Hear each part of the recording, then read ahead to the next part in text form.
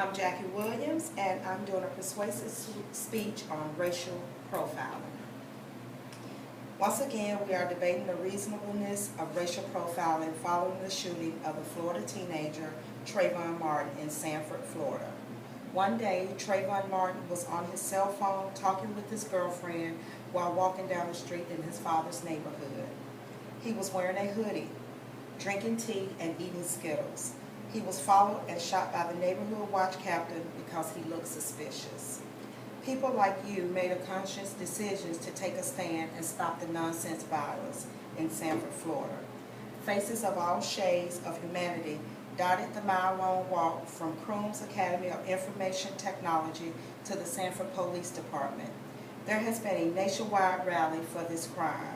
According to Al Sharpton, it is an American paradox that we can put a black man in the White House, but we can't walk a black child through a gated area in Sanford, Florida. The Goldsboro community, the second all-black community in the state, played host to the march and rally organized by the NAACP. Through personal experience of racial discrimination while growing up in Memphis, Tennessee, during the assassination of Dr. Martin Luther King Jr., I have learned how important it is not to judge others by the color of their skin, the way they dress, speak, or religious preference. After explaining the need for justice and the pain families endure during these heinous crimes, I hope you will decide to take a stand for civil rights of all individuals. This could be your child, friend, brother, sister, husband, wife, mother, or father. While insisting there was no call for a boycott, Al Sharpton said, there could still be unspecified action against national groups that support the Stand Your Ground law, like the one police cited when they declined to arrest Zimmerman. The demand for justice never lets up because according to the Root, a 15-year-old young man was killed 70 years ago in Florida under the same law. The ensuing public outcry has promoted ongoing state and federal investigations and charges of racial bias. As a result of this law, the shooter, George Zimmerman, has not been arrested or charged. Because of the age of the young man and because of the circumstances of his death, every community can identify with that. We should not have to justify being in a community that others think we don't belong.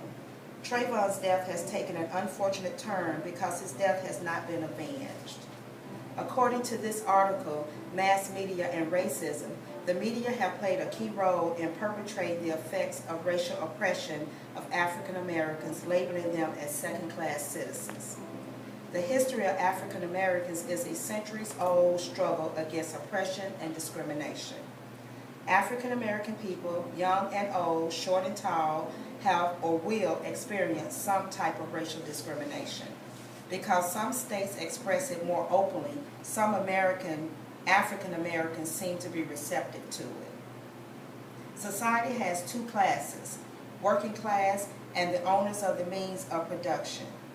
One class will ultimately overpower the other using any necessary means. Looking at American society, we can clearly see the two-class system. There were slave owners and slaves, and racism served as a means to overpower the working class. Now that we know the problem, let's move on to the solution. I want you to want to make a change and understand that it is not a black issue, it is a problem for all nationalities. Senator Ben Cardin first introduced ERPA, End Racial Profiling Act. Listed are some outlined simple ways to end racial profiling, and I would like to share that information with you. One of the ways of fighting racial profiling is providing through education, through grade school and beyond. We can also stop living in fear and not blaming one whole group of our fellow human beings for the actions of a few. Build a better relationship with law enforcement and communities. Now that we have heard both the problem and the solution, visualize this. All ethnicities will come together for justice when race discrimination affects a community. Obviously, we all hope that when we encounter a situation when our loved one or someone we know has been a victim of racial profiling, the community in a whole will come together. Imagine your loved one or friend being pulled over for driving while black in a suburban neighborhood. Imagine your Latino friend accused of being a gangbanger because he has tattoos and plays loud music.